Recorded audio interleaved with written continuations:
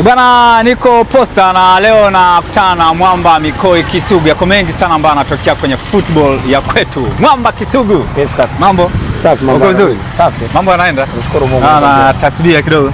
Unajua kuna mambo mengine lazima unamtaja sana Mungu kwa sababu uwepo kwa mwanadamu, uwepo kwa funzi mimi nafikiri ni ofa kutoka kwa Mungu. Kwa hiyo muda mwingi Mavara jaribu sana kumtaja Mwenyezi Mungu kwa sababu Mwenyezi Mungu pia anasikia faraja anapoona anataja. Na ndio maana unajua watu wengi tunakwama kwa sababu hatumuongozi Mungu mbele katika mambo yetu. Lakini light kama unakwenda kumuongoza Mungu kila muda unamtaja, basi mimi naamini kila jambo linakwenda sawa sana. Ndio maana mimi katika maisha yangu yani niko tayari mfukoni Mavara nikose hela lakini nisikose tasbih. Kabisa. Yes, subhanallah, alhamdulillah, la ilaha illa Allah, Allahu akbar.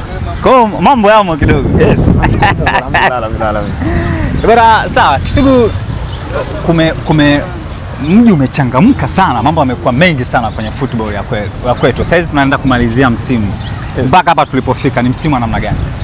Mimi nafikiri kwamba kwangu ulikuwa ni msimu mzuri sana. Kwangu ulikuwa na msimu mzuri sana. Japokuwa ukiangalia hapa mwishoni kidogo kuna sitofahamu imefanyaje? Imeingia. Lakini Mavara, kwa nini nasema kwetu umekuwa msimu mzuri sana? Timu baadhi yake zimekuwa na ushindani kubwa. Hivi ninavyozungumzia Mavara imebakia mechi 3. Lakini bingwa ligi NBC hajapatikana. Kwa hiyo ndio msimu unapokuwa bora kwa sababu kunakuwa na ushindani, sio ile ligi ambayo kuna mechi zaidi ya 7-8 bingwa tayari ameshafanyaje? Ameshapatikana. Lakini moja Mavara kwa mtamu chingine zaidi vizuri kwamba kwenye ligi yetu ya NBC imetoa klabu bora ya 4. Kwenye ligi ya NBC imetoka klabu ya 5 kwa ubora kwenye bara la Afrika. Hii maana yake inakwenda kuonyesha ubora wa ligi yetu. Umeelewa vizuri? Lakini Mavara chingine uzuri wa hii ligi watu wataki kufanya tathmini ya uhakika. Tukienda kufanya tathmini ya uhakika, ligi yetu ni ya 4 au ni ya 5 kwa ubora kwenye bara la Afrika. Kwenye nchi 50 zaidi na 4 kwenye mpira wao wanasema hawa ligi yao ni ya 4 kwa ubora. Kwa hiyo Mavara viko vitu vingi ambavyo mimi vinavyonishawishi nikwambie ligi yetu imekuwa bora. Leo Mavara labda nimalizie kidogo. Ligi yetu hii ya NBC yawezekana ikawa ni ligi ya 4 kwa umaarufu katika bara la Afrika. Yaani unapokwenda kuzungumzia ligi ya 4 kwa umaarufu katika bara la Afrika, lazima tuwapongeze TFF.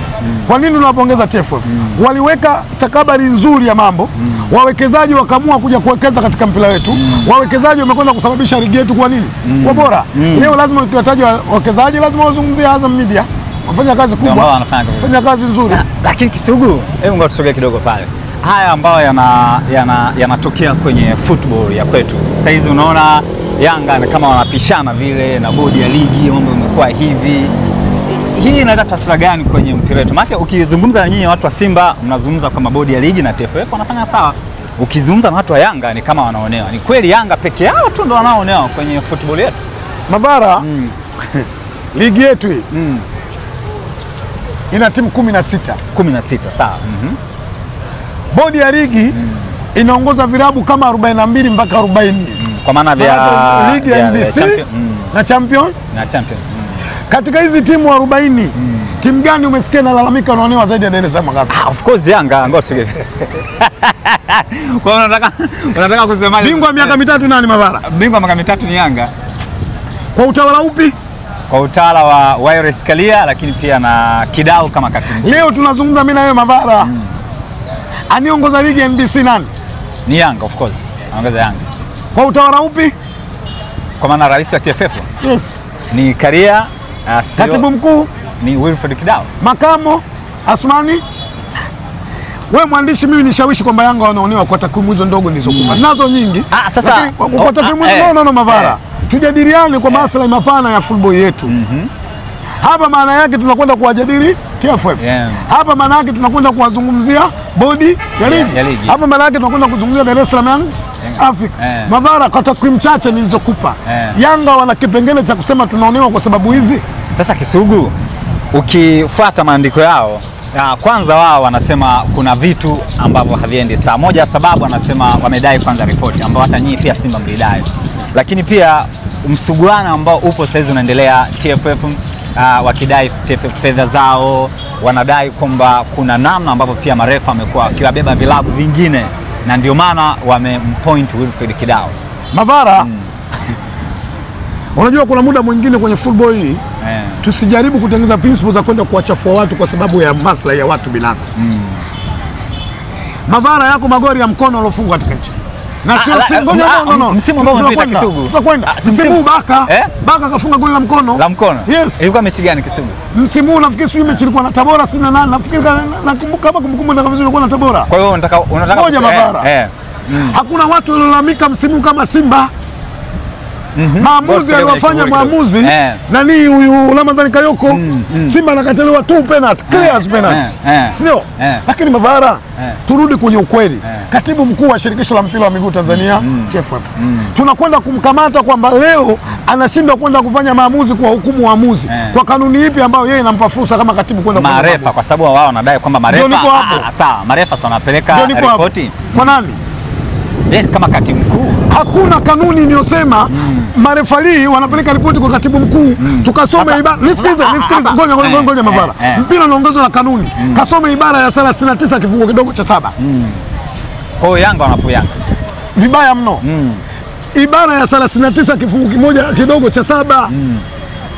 Wenye mamlaka ya kuteua na wenye mamlaka ya kuhukumu, wenye mamlaka ya kukupa ni kamati ya waamuzi. Kisugu, kwa nini sasa Yanga peke yao kwenye vilabu 16 wao ndio wanaolalamika sana? Kuna interest. Mambo binafsi wanaingiza kwenye mpira Mavara. Mambo binafsi na mambo ya fedha. Mambo ya fedha. Sasa kama mambo ya fedha, wanadai kwamba wamekuwa mabingwa. Jana waliitwa. Wanadai milioni ngapi? Kwa barua yao.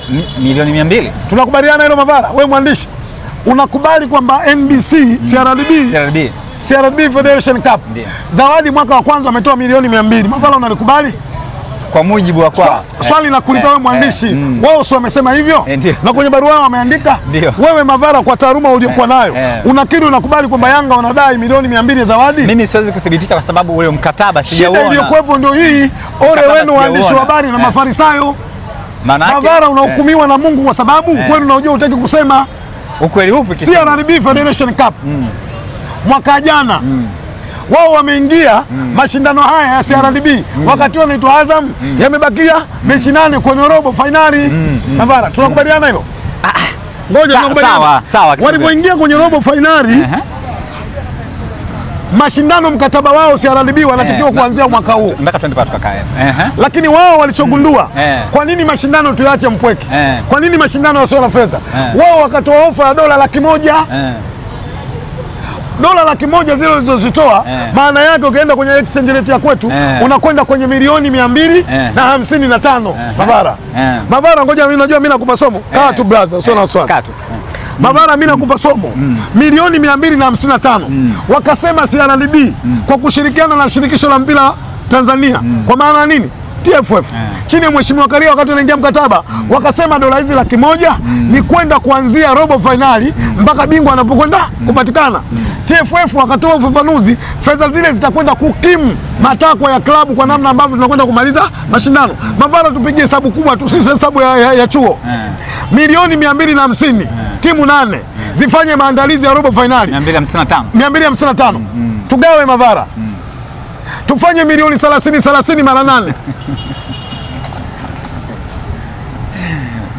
Mavara, ni takwimu. Sawa. Sasa ni mara 8 240 vile. No, kama 180 hivi. 180. Kwa sababu ukipiga 5 mara 3 15. Si ndio? 5 mara 2, 3 mara 2 21 na 15 ni milioni 201. Maana tufanye milioni 30 mara 8. Mara 8. 240 Kisugu. Milioni 30 mara 8. Yes. 240 hizo. 240. Sasa tusende kubwa tufanye milioni 20. Kila timu. Milioni 20 kila timu.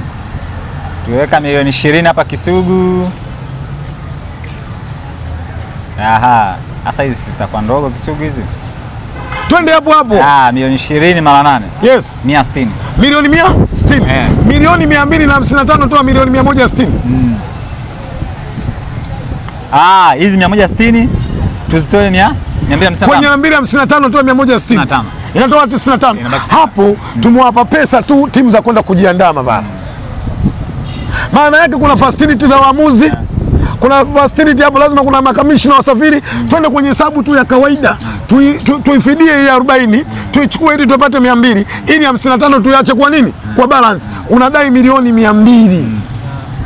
Unadai milioni 200 za zawadi. Kwa hiyo Yanga wanadanganya.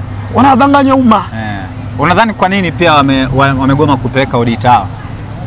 Sababu TFF walichokuwa nakifanya wanakijua. Walichokuwa nakifanya wanakijua. Na mimi nawaambie mashabiki wa Dar es Salaam Africans kwenye mkutano wao mkuu kwenye fedha waanzie hapa.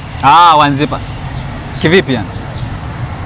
Yawezekana kuna dokumenti zinasomeka kana kwamba Yanga amelipa ile deni, aliyakuwa ile deni halijafanyaje? Halijalipwa.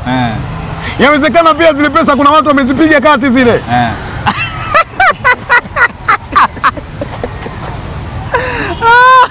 Kwa hiyo inawezekana kuna bwana kaburi la Sharifu hili. La Sharifu. La Sharifu. Mzee alikuwa mtawa sana maeneo haya. Ndio maana ndio maana mzee amepumzishwa hapa. Mwenyezi Mungu amlaze mahali pema peponi mzee wetu Sharifu. Kwa hiyo Mavara ukaona katika kwa hiyo inawezekana kuna fedha zimepigwa. Yes. Kama unajua Mavara, nikupe mfano mmoja. Naamini wewe Mavara unasomesha. Iko siku mwanao umempeleka shule. Kwenye kulipa ada kuna mpishano ukatokea kati yako Mavara na shule. Mwasibu wa shule akakuita Mavara, njoo tuweke sawa. Ukifika pale utaacha risiti utaondoka au mtakaa kwenye mjadala ili muweze kufahamishana. Sasa tukae wao kwa nini wamefika pale baada ya kumuona katibu yupo wakapiga madokumenti wakala kona. Waligoma. Inawezekana kuna labda kuna jambo. Inawezekana mimi na wewe hatujui Kisugu. Mimi ni nafanya kazi katika kampuni ya Caring Forwarding. Msekwa Caring Forwarding. Nina uzoefu wa mambo ya Caring Forwarding miaka 27. Nisikilize vizuri. Kuna muda mwingine unaporoji document. Sawa? Ukazipeleka TRA kwa system. TRA anaweza akatoa kodi ikawa kubwa.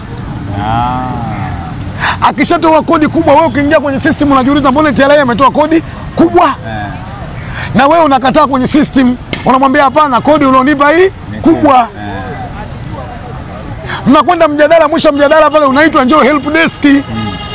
Unakwenda kukutana na afisa ambaye aliyekupa ile kodi kwa nini kubwa. Kwa anakupa maelekezo. Akishakupa mnakaa chini kwenye kompyuta kwamba mimi sababu ya kukupa kodi hii nimepitia njia hizi ili mradi kodi hii ifanyeje ifike Mavara. Huo ndio utaratibu uliopo. Sasa Kisugu, mwisho wa siku inakuwa nini sasa? Kama wewe ungekuwa unashauri Yanga, ungeshauri nini? Mimi nashauri Yanga waendelee kugoma. Yanga waendelee kugoma? Unajua Mavara kuna muda mwingine Mavara, ngoja Mavara, kuna msemo mmoja mtaani. Mavara, ngoja ngombe. Kuna msemo mmoja mtaani, kuna muda mwingine watu wanasema wacha wapigane. Unajua kusudio nini? Sijui.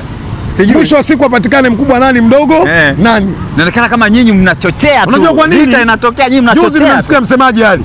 Anasema hakuna mwanaume yoyote atakayeweza kuchukua pointi 3, sio 3. Hata moja. Hayupo. Leo hii mimi nataka nitambue tarehe 16. Nani mwenye mpira wake? Nani ana mamlaka kuamua? Na ndio maana nikasema kama unasikilizia mmetegesha tu Simba. Si ni klabu kubwa bwana, nne kwa ubora kwenye bara. Hamna mashaka. Nyie amdai pale na nini? Nyie amdai. Si klabu kubwa. Si hatuwezi kuyandikia timu. Ngoja Mavara. Unajua Mavara umenikumbusha kitu. Sije mkao mnavumilia. Mavara umenikumbusha kitu. Moja katika taasisi zilizokuwa zinatoka hadharani kwa watu zinajitangazia kwamba ni taasisi zinaendeshwa kisasa zaidi, zinaendeshwa kidijitali zaidi, zinaendeshwa na uweredi zaidi Dar es Salaam Africans. Lakini Yanga wamekuja kudhihirishia watu kwamba yale maneno yanayozungumzwa si ya kweli. Wameshindwa kumlipia mchezaji wa kimataifa dola 2000 wachezaji wote.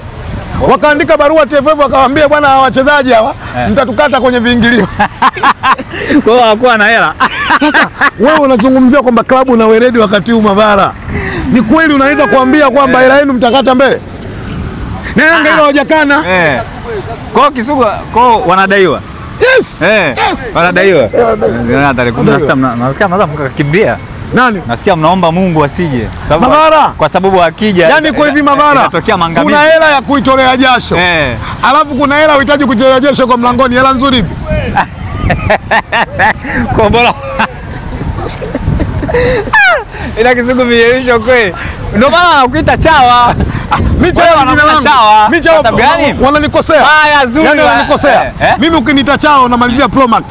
Chawa Pro Max. Kwa akina God wale sema chawa. Wewe mimi siwezi kuwa na akili kama Godi, unaamka saa 11 nyumbani kwako kwa sababu 30,000 unakwenda kukata ngoma viuno bwana kupiga ngoma. Bwana alikata viuno wapi? Godi amekata viuno wapi? Picha ninayo hii hapa. Hii hapa picha. Nataka nikuonyeshe. Godi picha Godi. Sijuzi pale. Bodi ya ligi wako juu anafanya kikao yeye anacheza ngoma chini. Bwana Kizungu tumalize bwana. Njoo bwana. Kizungu. Kizungu bwana tunamaliza bwana. Yes. Sina ushukuru sana bwana kwa muda wako na nimefurahi pia kuona upo na Tasbih. Mavara. Nitumie nafasi hii kupitia chaneli yako. Sisi Waislamu. Mwenyezi Mungu una aya moja anasema wala asili innal insana lafi khusr illa alladhina amanu wa amilu salihati watawasaw bil haqqi watawasaw bis sabr. Ni maneno haya ya Qur'ani yamepita kwenye njia ya Kiarabu. Mungu aliposema wala asili, Mungu anaapa na muda wa asili ambalo lile jua linazama, alikuzama kabisa ile muda unaitwa la asili. Anasema inna insana lafi khusr. Hakika Mungu anatumia neno hakika. Mwanadamu yuko katika hasara. Mungu anarudi nyuma anasema illa alladhina amanu, usipokuwa kwamba waliamini. Wale wako katika nini? Sema watawaswa bil haki watawaswa bis sabr. Hapa maulama kuna tafsiri nyingi, lakini sahihi anasema wakikatazana mabaya wakiamrishana mema. Mabala lazima tujue dunia tunapita. Leo tumefanya mimi na wewe mazungumzo, nimekuonyesha kaburi la Sharifu lile. Lile kaburi lina zaidi ya miaka 200 Mavara. Wewe nionyeshe leo mwanadamu wa kawaida anayepumua kama mimi ambaye ana miaka 200. Hapana. Maana yake Mavara katika misingi dunia hii tunapita, ukifikisha miaka 80 85 ni ofa. Tuchukue muda mwingi tumkumbuke Allah Subhanahu wa Ta'ala na tujue dunia tunapita na hayo mambo mengine yote yatakwisha. Bana sawa, nilikuwa na Mwamba Mikoe Kisugu kutoka hapa hapo. Tumezungumza vitu vingi sana, masakata ambayo yanaendelea pale TFF yako mengi sana. Na Kisugu ni mtu poa sana, nadhani atatupa nafasi tena siku nyingine, usitukimbie, tutakuja. Awasio. Nataka kulipua njoni na kipande kimoja Mavara hatari. Hiyo nataka kuitisha place wote waandishi wa habari. Place gani unataka kuitisha? Unataka kulipua nini Kisugu? Nataka kuambia kuna watu wasimchafue katibu kwa sababu wanataka kugombea tu. Hiyo kugombea Kisugu umeishikilia. Lalu utupe saa ushahidi. Bana, shukrani. Asante sana.